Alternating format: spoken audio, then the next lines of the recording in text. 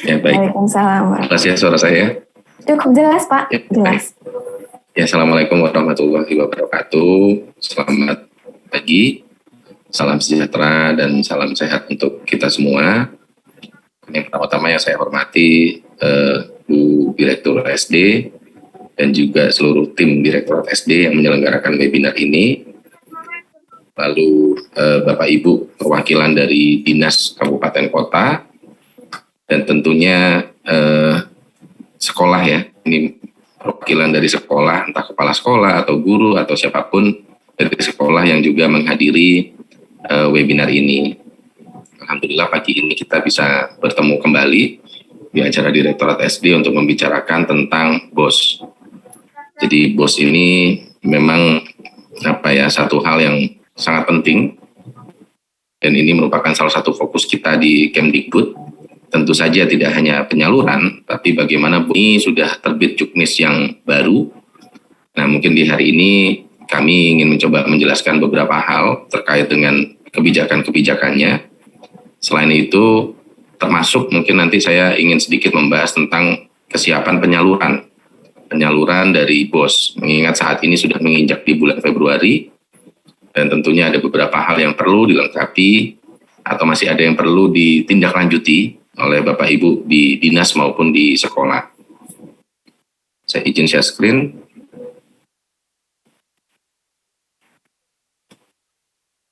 Oke, baik Bapak Ibu, kebijakan BOS saat ini diwadahi melalui Permendikbudristek nomor 2 tahun 2022. Seperti tadi sudah disebut oleh Ibu Ina ya. Nah, mungkin yang pertama kebijakan dana BOS ini di tahun 2022. Yang pertama, BOS reguler adalah program pemerintah pusat untuk menyediakan pendanaan biaya operasional bagi sekolah yang bersumber dari DAK non-fisik. Dengan tujuan yang pertama membantu biaya operasional sekolah. Kenapa kami bicara membantu? Karena kami yakin dengan dana BOS yang kami berikan, itu mungkin belum bisa memenuhi 100% dari kebutuhan sekolah. Sehingga kami terus menyuarakan gitu ya, atau apa istilahnya, mengencourage gitu ya Bapak Ibu sekalian di Dinas Pendidikan untuk terus bekerja sama bersama dengan pemerintah pusat tentunya. Jadi sudah ada DAK non-fisik berupa BOS, dan kami tentu berharap sekali dari pemerintah daerah juga ikut berkontribusi. Ada yang mengistilahkan dengan BOSDA, ada yang mengistilahkan BOP, untuk membantu mendampingi dana BOS ini meningkatkan dari proses pembelajaran yang ada di sekolah. Nah, dasar hukum yang ada saat ini ada 3 paling tidak. Jadi yang pertama itu ada Peraturan Menteri Keuangan nomor 119 tahun 2021, itu tentang pengelolaan DAK non-fisik. Jadi ada 3 institusi yang mengatur, lalu itu terkait dengan bagaimana mekanisme penyalurannya, tahapan penyalurannya. Lalu ada Permendikbud nomor 2 tahun 2022. Di sini lebih banyak bicara tentang sasaran, syarat, dan kriteria penerima penggunaan dana. Nah, sedikit hal yang berbeda di Permendikbud nomor 2 tahun 2022 ini tidak hanya mengatur tentang BOS, tapi ini mengatur BOS dan BOP secara sekaligus. Jadi kalau Bapak Ibu mendownload file juknis ini, di sana akan dijelaskan bagaimana tentang BOS dan BOP reguler, termasuk dengan BOS kinerja. Jadi kalau dulu ada 3 dasar hukum, ada 3 permen, ini coba dilakukan diregulasi menjadi lebih ringkas dan lebih jelas menjadi 1 permen. Jadi mau regulernya, mau kinerjanya, semuanya sudah bisa dilihat di dalam Permendikbud ini. Nah, selain Permendikbud dan PMK, terkait dengan tata kelola pencatatan, penatausahaan, dan pertanggungjawaban keuangan, ini diatur melalui Permendagri. Di mana yang pertama ada Permendagri 24/2020, ini tentang pengelolaan dana BOS pada Pemda, serta Permendagri nomor 27/21, ini tentang pedoman penyusunan APBD. Nah, jadi hal-hal ini sebenarnya yang mendasari tentang BOS, operasionalisasinya, pelaksanaannya. Terutama untuk Dinas Pendidikan, kami sangat berharap untuk kelancaran pelaksanaan, Bapak Ibu harus merefer ke paling tidak 4 permen ini. Nah, kenapa kami bilang begitu? dalam melaksanakan BOS ini, tentunya Bapak Ibu pasti ada kebutuhan untuk melihat dari sisi penyalurannya, dari sisi penggunaannya, dari sisi penata usahanya.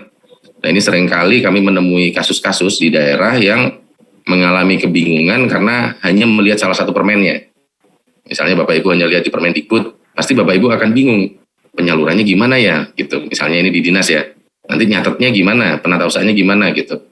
Jadi 4 hal ini paling tidak adalah hal yang mandatori, hal yang wajib untuk Bapak Ibu terutama di Pemda untuk melihat bagaimana sebenarnya BOS ini dijalankan. Ini dari dasar hukumnya. Nah, lalu di 2022 ini apa saja yang berubah dari segi syarat dan kriteria? Ini tidak banyak perubahan Bapak Ibu. Jadi yang pertama bahwa sumber data utama dari pemberian BOS ini adalah Dapodik dengan cut off tanggal 31 Agustus tahun sebelumnya. Jadi misalnya ketika untuk melakukan penyaluran 2022 maka cut off-nya 31 Agustus 2022. Sangat penting tentunya karena ini yang akan menentukan alokasi Bapak Ibu selama setahun ke depan. Jadi ada beberapa kasus sekolah itu terlambat melakukan sinkron, sehingga konsekuensinya tidak bisa mendapatkan dana BOS. Ada juga kasus yang lain, sekolahnya sudah sinkron, tapi peserta didiknya tidak maksimal, karena operatornya atau sekolah tersebut belum selesai mengisi siswa yang seharusnya. Siswanya 100 misalnya baru di entry 90, belum dimutasi dan seterusnya. Nah, itu akan sangat menentukan dana BOS yang diterima di sekolah. Nah, terkait dengan Dapodik ini, sekali lagi kami mengingatkan bahwa ini adalah tanggung jawab bersama. Sering kami dengar keluhan-keluhan dari daerah maupun dari sekolah, operator dan operator. Menurut kami tanggung jawab terbesar di sini adalah di kepala sekolah dan di dinas pendidikan, operator yang melaksanakan. Akan saja ke operator dalam tanda kutip ya, tapi perlu ada kontrol, perlu ada pemantauan, perlu ada konfirmasi baik dari dinas maupun dari kepala sekolah. Lalu jelas harus memiliki NPSN, memiliki izin menyelenggarakan pendidikan. Nah, ada satu pasal yang dihapus yang di Permen sebelumnya itu bicara tentang memiliki jumlah peserta didik paling sedikit 60 selama 3 tahun terakhir. Nah, pasal tersebut dihapus. Lalu bukan satuan pendidikan kerjasama ini tetap. Yang nomor 6 ini bukan satuan pendidikan yang diselenggarakan oleh KL lain, KL ya. Jadi ini mungkin ada banyakkan di SMK ya, bukan di SD. Masih ada beberapa sekolah-sekolah yang menerima pendanaan dari KL pusat gitu. Kemarin itu seperti di perindustrian gitu. Nah, itu harapannya memang tidak diperbolehkan menerima dari 2 sumber. Tapi untuk SD mestinya kasus ini tidak ada. Dan yang terakhir ini memiliki rekening satuan pendidikan atas nama satuan pendidikan. Ini yang dimaksud adalah sesuai dengan Persesjen yang nanti akan dielaborasi lebih jauh. Jadi dikecualikan untuk tahun 2022 ini masih digunakan sebagai syarat salur. Jadi nanti 2023 ini adalah syarat penerima. Kalau 2022 karena ini penerapan tahun pertama maka masih digunakan sebagai syarat penyaluran. Jadi ini ada 7 hal yang menjadi syarat dan kriteria satuan pendidikan untuk bisa menerima dana BOS. Relatif tidak banyak perubahannya. Nah, tadi kami sempat menyebutkan tentang rekening pendidikan itu rekening satuan atas nama satuan pendidikan. Nah, ini sebenarnya diatur di dalam Persesjen. Jadi mungkin background-nya untuk Bapak Ibu yang belum tahu, dulu banyak terjadi retur. Nah, sehingga kita lakukan penataan melalui Persesjen yang kemudian diperketat melalui Permendikbud di Juknis ini. Jadi kalau dulu rekening satuan pendidikan itu diupdate oleh masing-masing sekolah. Tapi karena masing-masing sekolah yang update dan jumlah sekolah itu 216.000 yang terdaftar di BOS kurang lebih, sehingga dinamikanya luar biasa tinggi. Karena luar biasa tinggi, akhirnya banyak retur yang terjadi. Jadi kami mengamati kadang-kadang ada sekolah yang seminggu ganti rekening 3 kali gitu ya. Dan kadang-kadang tidak substansial, ada yang namanya SD swasta Sukamaju, lalu tiba-tiba diganti menjadi SDS gitu. atau kadang-kadang ditambahin spasi gitu. Dan sehingga itu mengakibatkan retur. Dan ketika retur itu prosesnya lama sekali dan akan merugikan ke sekolah itu sendiri. Nah, sehingga kemarin diterbitkanlah satu peraturan di mana yang pertama kriteria rekeningnya itu harus atas nama satuan pendidikan. Jadi nggak boleh atas nama pribadi. Lalu nama rekeningnya harus diawali NPSN. Ada 8 digit yang unik gitu di NPSN itu. Ini karena dulu pernah terjadi beberapa salah salur. Nama sekolah itu kadang-kadang banyak yang sama persis Bapak Ibu, meskipun dalam satu kabupaten atau kota. Nah, untuk menghindari itu dan supaya lebih presisi, maka nama rekeningnya harus diawali dengan NPSN. Terus harus dikeluarkan oleh Bank Umum. Nah, bagaimana pengelolaan rekening satuan pendidikannya? Jadi yang pertama, pembukaan rekening itu harus pada bank yang ditunjuk oleh Pemda, itu satu. Lalu yang kedua, penetapan rekening harus melalui surat keputusan dari daerah. Surat keputusan kepala daerah. Jadi misalnya Bupati Wonosobo menetapkan sekian ribu sekolah itu rekeningnya ini untuk menerima dana BOS. Nah, jadi udah ada formatnya juga di dalam proses ini, mungkin nanti dari Mas Kulfi bisa menjelaskan, bisa ada pengaturannya. Tapi bahwa rekening itu akan legal dan diakui untuk penyaluran dana BOS jika sudah ditetapkan oleh kepala daerah. Jadi itu kata kuncinya. Lalu yang ketiga, setelah ditetapkan, maka data SK tersebut harus diinputkan kepada sistem kami, yaitu di Bosalur. Nah, nanti di Bosalur itu setelah diinputkan, lalu kita akan cek gitu ya ke bank, termasuk dikonfirmasi kembali oleh Dinas Pendidikan. Jadi paling tidak ini step garis besarnya yang harus dilakukan oleh sekolah dan dinas. Bagaimana progresnya nanti akan kami jelaskan di slide-slide berikutnya. Nah, di tahun 2022 ini dana BOS sudah ditetapkan untuk 217.620 sekolah yang memenuhi syarat-syarat di atas tadi dengan nilai anggaran 51,6 T. Jadi kalau kita fokus di sini untuk sekolah dasarnya itu ada 147.384 sekolah dengan jumlah siswa 23.656.000 dengan anggaran 22,7 triliun. Ini anggaran yang luar biasa besar dan sudah disediakan. Ya, ini harapannya bisa dimanfaatkan secara maksimal oleh sekolah Bapak Ibu. Nah, data ini berbasis pada cut-off 31 Agustus 2021 untuk 1 tahun anggaran 2022 ya Bapak Ibu. Ini maaf saya typo. Jadi data ini akan berlaku penuh di tahun 2022. Dan ini ditetapkan melalui keputusan Mendikbud nomor 28 tahun 2022 tentang penerima dana BOP PAUD reguler, BOS reguler, dan BOP pendidikan kesetaraan. Jadi ini sudah ditetapkan berbasis dengan proses yang berlalu mulai dari tahun lalu. Ini alokasinya 22,7 T. Nah, untuk satuan biaya ini masih sama seperti tahun lalu. Jadi satuan biayanya ini berbeda antar daerah. Tentunya berbasis keadilan sosial lah ya. Jadi memang untuk daerah yang membutuhkan biaya lebih mahal ya pasti unit cost-nya lebih tinggi. Ini tidak ada perubahan dari tahun lalu, masih sama. Nah, apa prinsip-prinsip pengelolaan dana BOS? Jadi uangnya ada 22,7 T, unit cost-nya masih sama. Nah, prinsipnya apa? Jadi yang pertama, prinsipnya itu fleksibel Bapak Ibu. Ini masih sama seperti tahun lalu, kami mengingatkan kembali. Apa yang dibilang fleksibel? Fleksibel itu adalah sesuai dengan kebutuhan satuan pendidikan.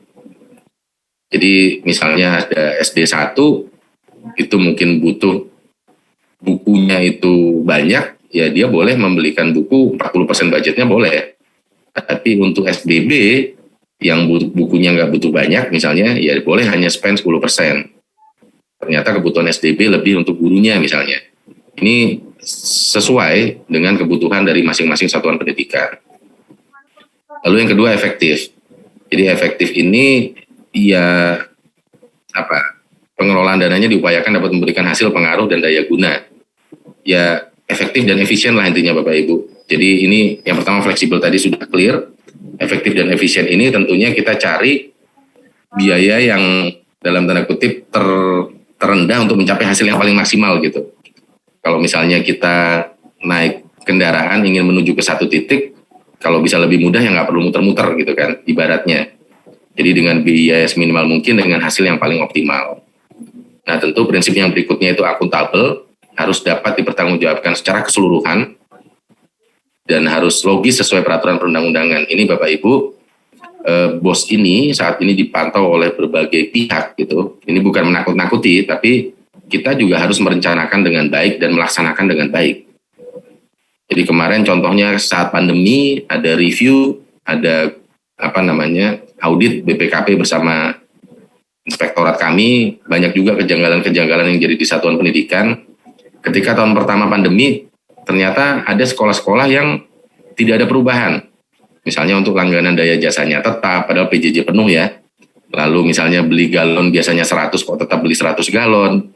Ini kan tetap harus dilihat tuh Bapak Ibu. Tidak mungkin ketika kita ketika merencanakan nggak mungkin kita copy paste, ketika melaksanakan juga ya kita lihat juga seperti apa konteks yang ada di lapangan.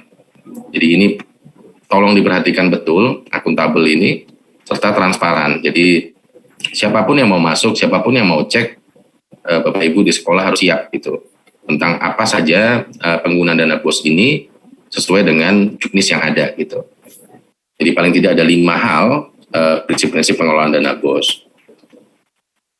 Nah ini melaksanakannya ada beberapa tata cara. Jadi yang pertama menentukan komponen penggunaan dana sesuai dengan kebutuhan prioritas sekolah.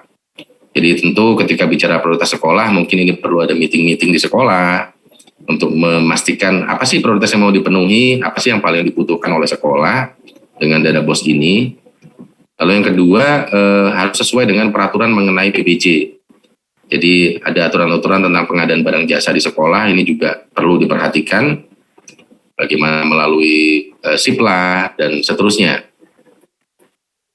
Lalu juga tidak membiayai kegiatan yang sudah dibiayai secara penuh oleh sumber lain yang sah. Jadi ini juga tidak boleh kalau ada sumber-sumber lainnya, misalnya ada dari Bosda gitu ya, lalu ada dari Bosnas, ini membiayai satu hal tapi dibiayai dua sumber dana tapi membiayai satu hal gitu, ini juga tidak diperbolehkan. Jadi kalau untuk penggunaannya di juknis itu masih sama, jadi ada 12 item, tentunya sesuai dengan jenjang ya. Jadi misalnya kalau untuk magang, untuk yang nomor 10 dan 11 ini mungkin tidak relevan untuk SD, tapi yang lainnya relatif masih sama. Tentunya karena ini juga masih dalam kondisi pandemi, ini juga sangat diperbolehkan untuk mendukung daftar periksa PTM terbatas atau pelaksanaan PTM di sekolah. Mau dari segi sanitasi dan kebersihannya, pelayanan kesehatannya, atau peralatan lainnya, misalnya sanitizer, termogan, dan seterusnya. Jadi ini salah satu hal yang sangat diperbolehkan untuk penggunaan BOS. Nah ini contoh-contoh transformasi dari yang sebelum-sebelumnya. Ini sebenarnya mungkin sudah berlaku di tahun 2021, namun kami hanya mengingatkan kembali. Misalnya kalau dulu, ini 2019 ya, dulu itu masih di kotak-kotak Bapak Ibu. Di kotak-kotak misalnya buku teks itu harus 20% misalnya. Nah kalau sekarang ya sesuai kebutuhan sekolah, mau beli 10%, mau beli 40%, tergantung dari kebutuhan masing-masing sekolah. Ini kenapa kami tekankan lagi, karena tahun lalu ketika saya pernah sosialisasi ke suatu daerah, ada satu kabupaten di Sumatera itu bertanya, Pak, ini kok kami harus beli buku 20%, harus beli LKS ini dan itu gitu. Kemudian kami bingung kan, di Juknis kan nggak ada begitu ya gitu. Nah ketika usut punya usut, kami tanya di forum itu, ternyata yang meminta dinas gitu. Nah, sehingga di forum ini karena dihadiri oleh dinas dan juga sekolah, ya mohon kita sama-sama memahami tentang hal ini. Jangan sampai sudah aturan seperti ini, nanti dinas yang meminta harus sekian persen itu nanti akan jadi kesalahan. Jadi mohon ini diperhatikan bersama. Lalu untuk honor, kalau dulu dibatasi 15% maksimal untuk negeri, 50% untuk swasta. Nah ini di kebijakan saat ini masih sama dan diteruskan.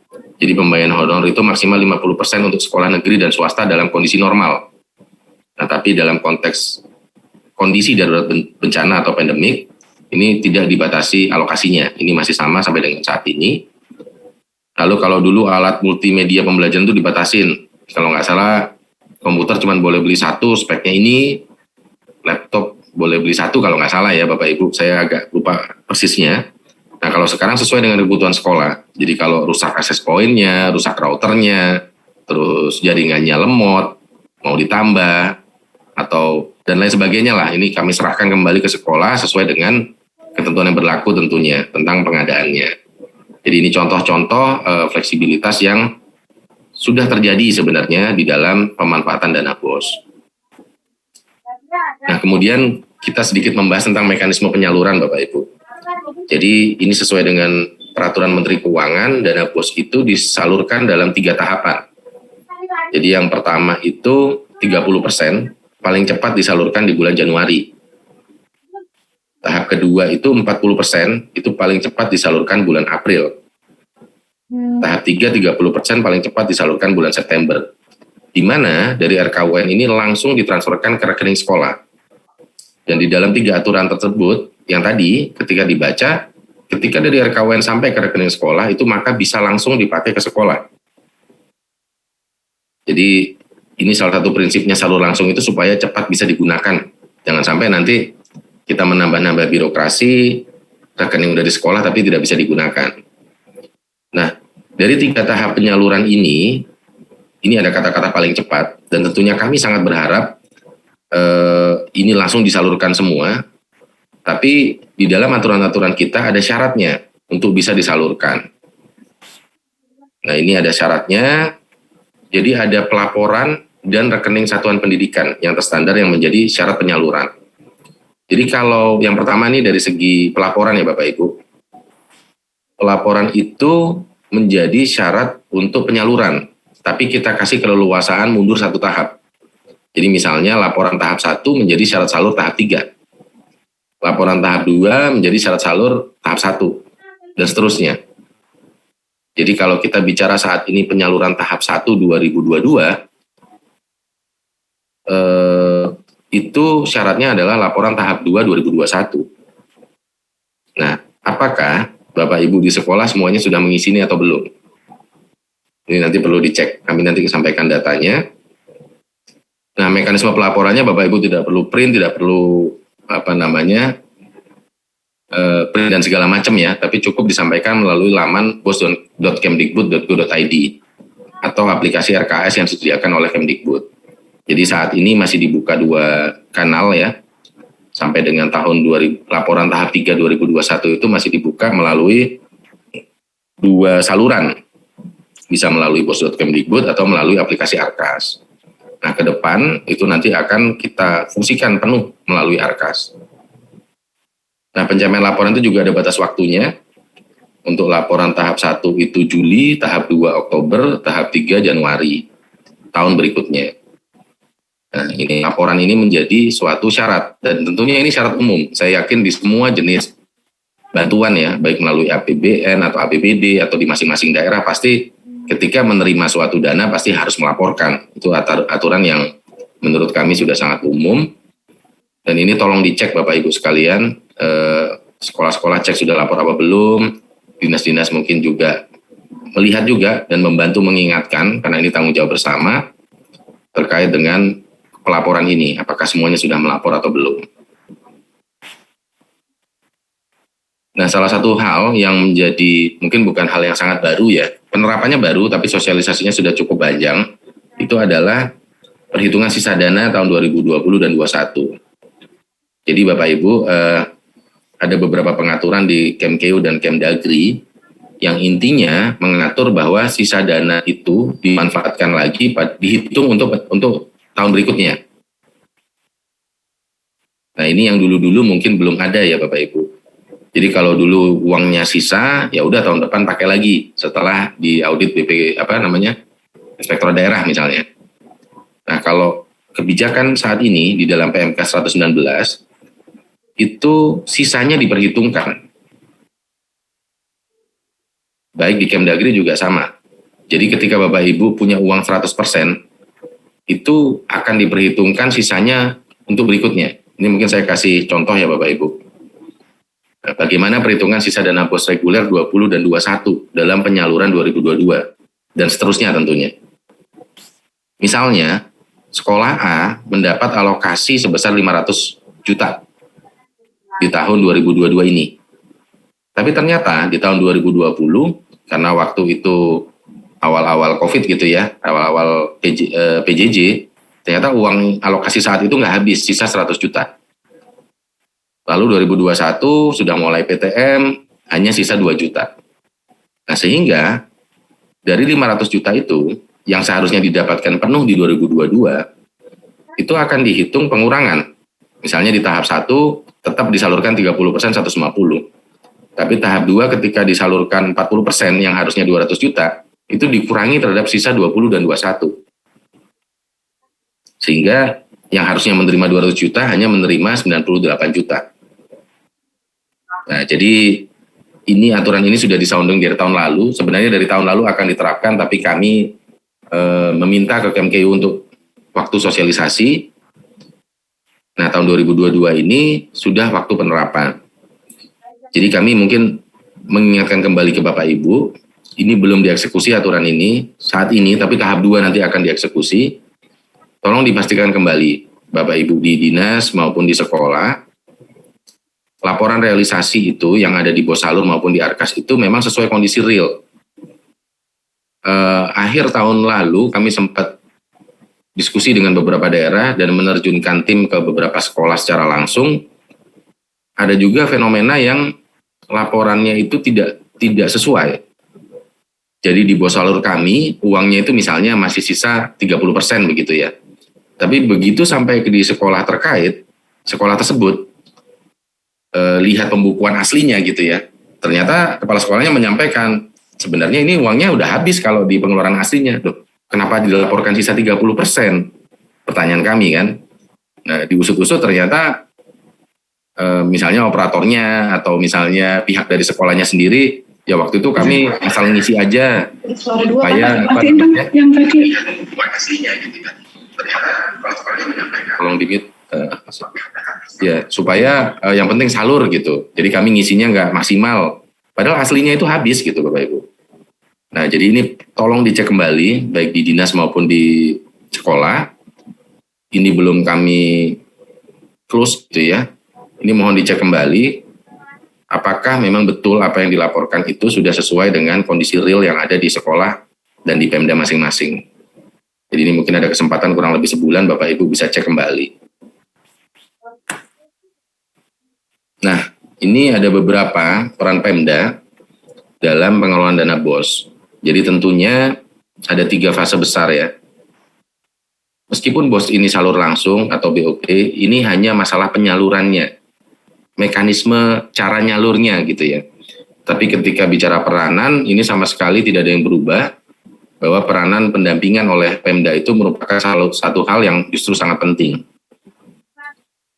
3 hal besar itu yang pertama perencanaan penganggaran. Jadi di sini yang pertama tadi kami sampaikan ya terkait dengan data. Ini tentu butuh sekali pendampingan dari dinas bahwa datanya itu real dan datanya itu sesuai. Lalu terkait dengan perencanaan itu pasti ada RKS dan seterusnya gitu ya. Lalu setelah perencanaan pelaksanaan dan penatausahaan juga sama. Ini perannya besar sekali di dinas. Jadi memastikan penggunaan dana dilaksanakan oleh satuan pendidikan sesuai dengan perencanaan penganggaran. Lalu masalah pencatatannya, diinput ke aplikasi RKAS-nya. Karena laporan dari sekolah itu tentu ketika direkap ke atas menjadi laporannya dinas.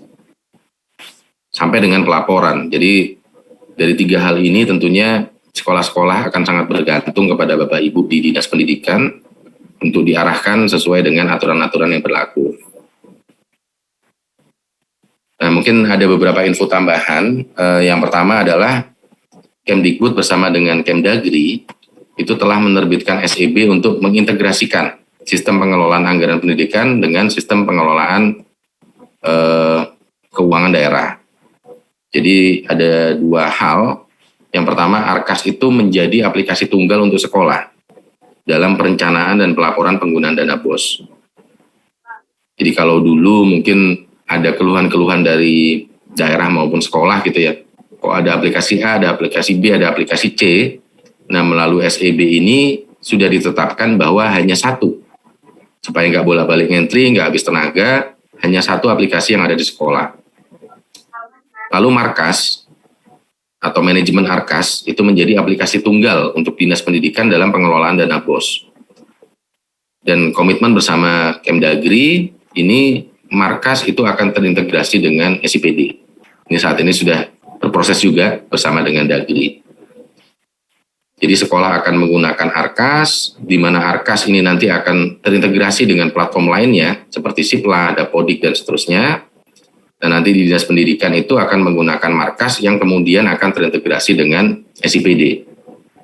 Jadi surat edaran Mendagri dan Mendikbud, ini nomornya, pada tahun 2021 kemarin, tentang integrasi sistem informasi pengelolaan dana BOS.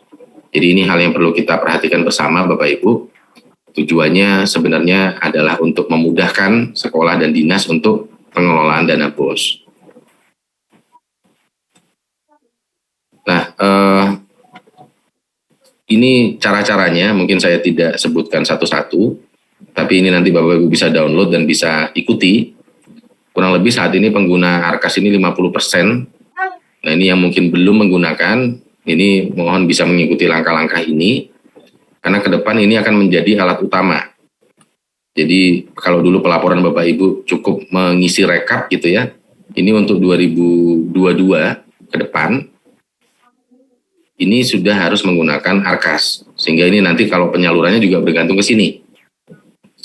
Nah, dengan Arkas ini, sekolah itu bisa memasukkan perencanaan penganggaran dan penatausahaan. Lalu bisa melakukan perubahan penggeseran, melaporkan realisasi, mempercepat proses pelaporan, dan juga terintegrasi. Jadi, tidak hanya memudahkan proses besarnya, tapi ini nanti akan terintegrasi dengan banyak hal Bapak Ibu. Jadi nanti kalau Bapak Ibu pakai Sipla, habis belanja nggak perlu ngetik lagi gitu, tapi sudah langsung nyambung ke situ, ke dalam Arkas. Nanti juga akan nyambung dengan aplikasi-aplikasi lainnya yang akan ada di Kemdikbud. Jadi sekali melakukan di sini akan nyambung ke semuanya, sampai ke Dinas Pendidikan. Jadi dengan Markas, Dinas itu akan dapat integrasi dengan SIPD, dapat memiliki akses informasi anggaran sekolah pada satu platform, sesuai tentunya dengan standar dan format SIPD, nanti pelaporannya juga sesuai siklus keuangan daerah dan seterusnya. Jadi dengan satu tools yang sudah disepakati bersama ini, harapannya sekolah bisa melakukan perencanaan dengan baik, dinas juga bisa memantau dengan mudah gitu, termasuk jika ada perubahan dan seterusnya. Jadi sekali lagi dengan penerapan SEB ini Bapak Ibu, yang kemudian sudah diperkuat juga di dalam Juknis kita, di Juknis BOS, ini Bapak Ibu terutama yang belum menggunakan bisa mulai melakukan langkah-langkah yang ada di slide ini. Saya tidak bacakan satu-satu, nanti file ini akan kami share. Jadi secara garis besar, itu Bapak Ibu untuk kebijakan-kebijakan terkait dengan BOS di Permen yang baru. Nah, saya ingin sedikit menyinggung tentang perkembangan penyaluran dana BOS Bapak Ibu di tahun 2022 ini. Jadi yang pertama, kami ingin menyampaikan bahwa di tahun 2022 ini kita mengirimkan proses penyaluran, itu kami di Kemdikbud tidak menyalurkan sendiri, tapi yang menyalurkan adalah Kementerian Keuangan. Kami dari Kemdikbud yang memberikan rekomendasi salur setelah melakukan berbagai pengecekan data. Nah, kalau kita lihat dari tahun 2020, 2021, 2022, rekomendasi salur yang tercepat itu ada di 2022 ini, di tanggal 27 Januari. Insya Allah minggu depan sebagian akan sudah cair. Namun ini tidak bisa cair kepada 100% sekolah. Jadi yang sudah bisa kita cairkan pada gelombang 1 itu baru 77% atau 167.000 sekolah. Kami sebenarnya sangat menginginkan untuk bisa semuanya salur jadi satu tahap saja lah, satu gelombang saja, dan itu yang paling cepat. Namun kenyataannya masih banyak sekolah ataupun dinas yang belum memenuhi syarat-syarat penyaluran. Dan kami sangat berharap Bapak Ibu dengan gambaran ini, Bapak Ibu bisa segera melengkapi. Jadi ini sebagai gambaran Bapak Ibu, kebanyakan permasalahan itu ada pada penetapan rekening yang menjadi kendala. Jadi sampai dengan kondisi 6 Februari ini, tahap 1 ini kami hanya bisa menyalurkan terhadap 28 provinsi dan 400 kabupaten kota. Kenapa hanya 28 provinsi dan 400 kabupaten kota? Karena penetapan rekeningnya itu belum ada. Jadi seperti yang kami sampaikan tadi di dalam Persesjen, itu rekening itu harus diperkuat atau harus dilengkapi dengan SK penetapan rekening oleh Pemda. Di dalam Persesjen sebenarnya cut-off-nya itu di bulan Oktober atau November, saya lupa, tahun kemarin. Tapi ini sudah diperpanjang. Waktu itu banyak alasannya, kami butuh waktu untuk ngejar tanda tangan kepala daerah dan seterusnya. Tapi ketika bicara Oktober sampai dengan Februari saat ini Bapak Ibu, 3 bulan. Justru kami mempertanyakan ini ada masalah apa? Komitmen isu atau hal yang lain? Jadi jangan heran Bapak Ibu nanti kalau ada Pemda yang misalnya ada, ini contoh saja Bapak Ibu ya, contoh misalnya Kota Malang, Kabupaten Malang gitu. Bisa aja Kota Malangnya sudah cair, Kabupaten Malang satu kabupatennya nggak ada yang cair. Dan itu permasalahannya ada pada SK penetapan oleh Pemda. Kenapa SK ini menjadi sangat penting? Karena kita menghindari perubahan-perubahan yang tidak perlu terjadi. Kami khawatir kalau hanya pakai data, kemudian nanti SK-nya terbit, datanya berubah, itu akan ada kesalahan di kami. Dan tidak sesuai dengan Persesjen. Jadi Bapak Ibu mungkin sebagian dari dinas merasa saya udah ngupdate kok data rekeningnya. Jadi memang betul bahwa rekening itu sudah banyak yang diupdate ke kami. Tapi belum dilengkapi oleh SK. Jadi mungkin di momen ini saya juga mengingatkan kembali, kami sangat berharap tahap 2 ini bisa segera gelombang 2 ini bisa segera disusulkan. Yang tersisa itu masih berapa nih? 216 dikurangi 167 ya, masih cukup banyak. Jadi ini mohon Bapak Ibu segera melengkapi. Saya yakin kalau dikawal betul, SK ini pasti bisa selesai. Saya yakin ini perlu diberikan pengertian ke kepala daerah atau melalui sekdanya dan seterusnya, tapi ini mohon menjadi prioritas karena ini menyangkut penyaluran dana BOS ke sekolah-sekolah di wilayah Bapak Ibu sekalian. Jadi ini kendala terbesarnya ada di rekening, di mana masih ada 4 Pemda Provinsi dan 78 Pemda Kap Kota yang belum menyampaikan SK penetapan rekeningnya. Nah ini yang populasi besarnya bisa, saya yakin yang lain juga bisa segera menyusul. Nah selain masalah rekening juga ada kendala pelaporan. Jadi masih ada 1,8% sekolah yang menyampaikan lebih dari batas waktu. Jadi sampai dengan per hari ini, per kemarin ya, itu ternyata masih ada 1.800-an sekolah yang belum menyampaikan laporan tahap 2-nya. Nah kalau kita lihat populasinya, di SD yang paling banyak. Ini SD yang belum lapor masih ada 1.330 sekolah. Seperti kami sampaikan di awal tadi bahwa sudah diatur di dalam Juknis, BOS, di Permendikbud, laporan ini menjadi syarat salur. Jadi ini mohon dicek. Nanti datanya akan kami sampaikan ke teman-teman di Direktorat SD, mungkin tidak di forum ini. Sekolah mana saja, di daerah mana saja yang belum. Nah ini mohon segera dipantau gitu. Apakah memang benar sekolahnya tutup kali ya, kok nggak lapor gitu. Tahun kemarin mungkin tutup, atau sebenarnya, oh enggak kok sekolahnya running, cuman belum lapor. Nah ini mohon dilihat betul Bapak Ibu. Jangan sampai cuman karena hal-hal yang memang sudah jadi kewajiban, nanti malah kasihan anak didiknya gitu. Karena ujung-ujungnya ke peserta didik itu juga, kalau nggak ada BOS, gimana nanti fasilitas-fasilitas bisa kita siapkan untuk mendukung proses pembelajaran. Nah, gimana tindak lanjutnya terhadap hal-hal yang tadi? Jadi yang pertama, untuk rekening sekolah, Pemda perlu melakukan percepatan penetapan rekening satuan pendidikan. Lalu SK-nya tadi ya, jika SK-nya sudah selesai tolong segera diupload dan dinas melakukan input atau approval yang ada di Posalur. Jadi rekening ini tadi populasinya sangat besar Bapak Ibu. Ada 4 provinsi, 78 Kap Kota. Jadi ini tolong diperhatikan betul. Jangan sampai satu wilayah Bapak Ibu nggak ada yang salur, tetangga salur nanti juga banyak komplain itu nanti sampai ke kemana-mana isunya nanti. Jadi tolong ini dipercepat. Lalu untuk laporan sekolah, ini juga tolong segera diinput dan dicek kembali. Seperti tadi kami sampaikan, yang pertama tolong segera diselesaikan tadi 1.800-an sekolah itu.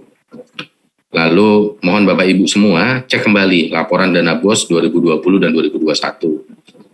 Jangan-jangan saat itu waktu ngentri salah ketik, atau waktu itu buru-buru, sehingga yang harusnya nolnya 5 jadi nolnya 7, dan seterusnya lah. Ini mungkin mohon dicek kembali laporan 20 dan 21, mengingat ini nanti sisa dananya akan dihitung dalam penyaluran tahap 2 2022. Lalu yang ketiga, ini implementasi Arkas dan Markas. Seperti kami sampaikan, tadi sudah ada SEB antara Mendikbud dan Mendagri. Jadi mohon ini Bapak Ibu yang belum menggunakan, dapat segera menggunakan markasnya dulu untuk dinas dan Arkas untuk sekolah. Bagaimana menggunakannya tadi ada di slide ini secara garis besar. Nanti Bapak Ibu bisa ikuti langkah-langkah yang ada di situ, dan file ini akan kami sampaikan ke Bapak Ibu sekalian melalui panitia webinar ini. Baik, mungkin secara garis besar itu Bapak Ibu. Yang jelas harapan kami dari tahun ke tahun, BOS ini pengelolaannya makin baik dan dapat diterima makin cepat oleh satuan pendidikan dan dapat memberikan manfaat yang makin besar untuk kemajuan pendidikan kita. Yang jelas hampir seluruh hal sudah kami persiapkan sampai dengan anggarannya.